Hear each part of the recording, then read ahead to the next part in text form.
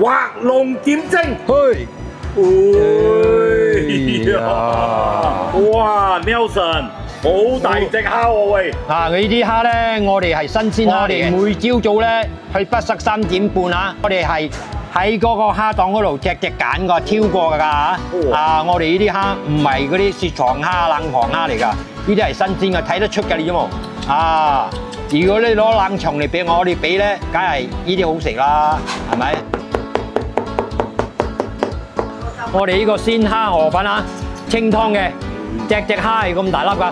隻蝦係半山巴新鮮買翻嚟㗎，朝頭早啊！跟住而家落筆湯啦嚇！好。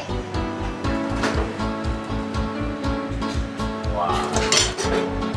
係粒咁大粒啊！哇！師傅你放嗰個係咩？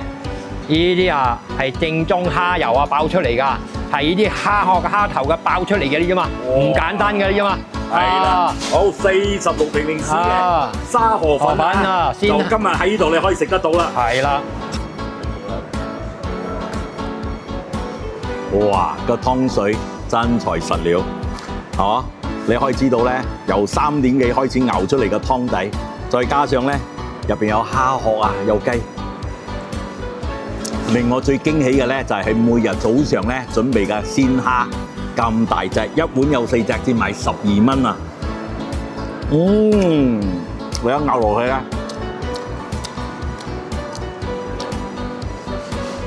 真材實料。最緊要咧嘅雞絲河粉咧，係堅持咗25年。喺魚寶咧就係要一個河粉，因為講沙河粉咧，佢要求好高。哇！值得推介俾大家。又夠大碗，食到有飽足感。